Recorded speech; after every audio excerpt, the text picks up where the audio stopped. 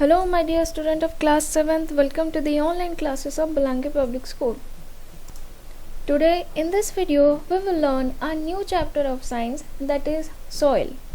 So, what is a soil? Soil is one of the most important natural resources.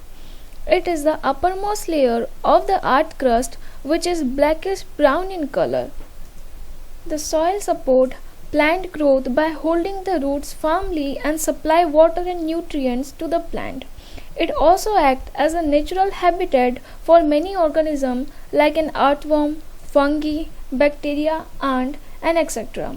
It also essential for agriculture, which provide us with food, clothing, and shelter for all.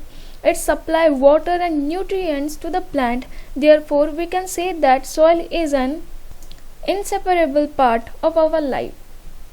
Look at your book, page number 96. The first topic is soil teeming with life. So what does it mean?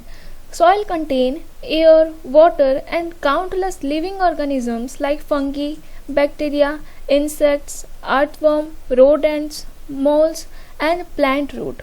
Some organisms are too small that they cannot be seen by naked eyes like fungi and bacteria.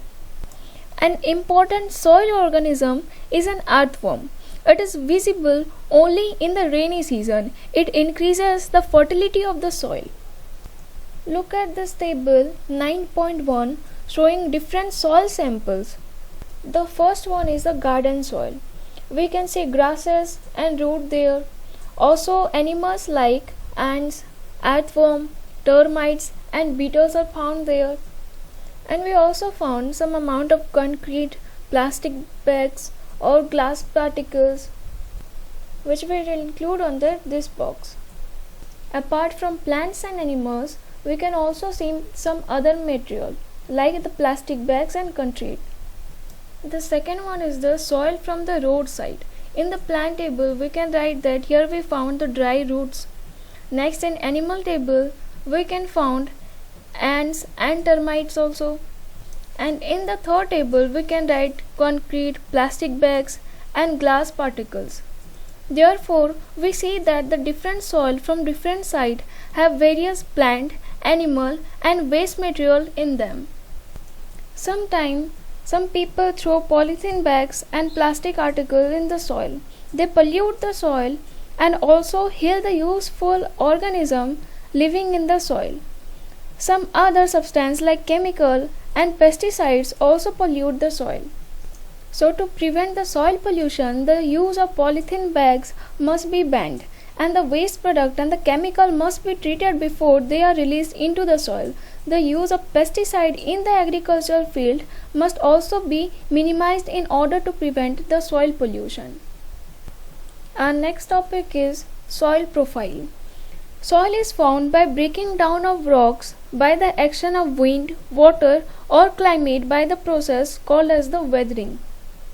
During this process, the rocks are worn away to form small particles by long exposure to the element of the weather.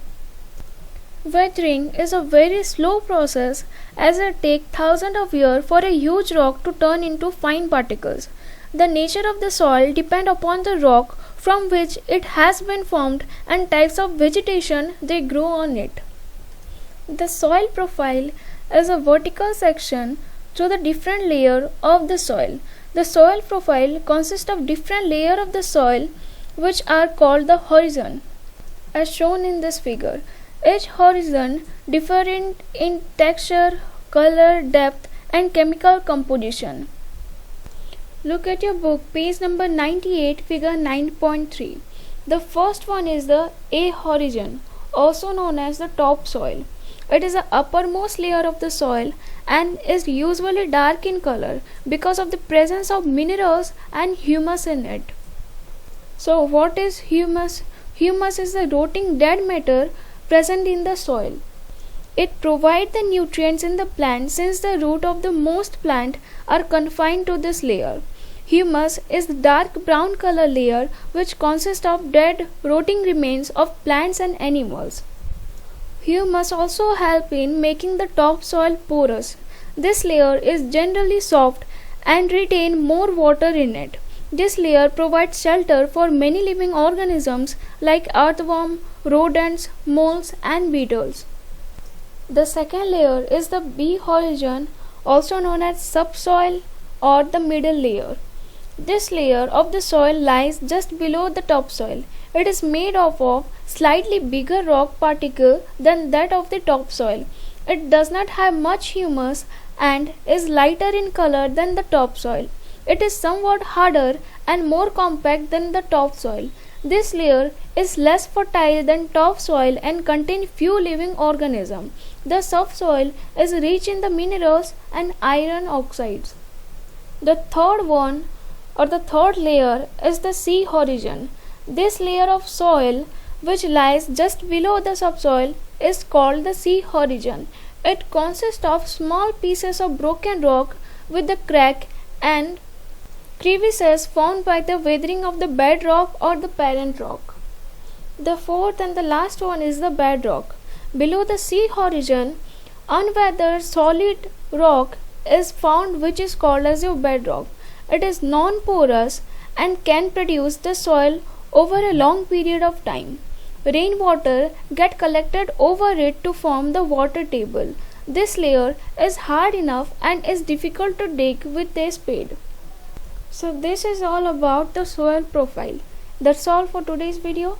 Thank you.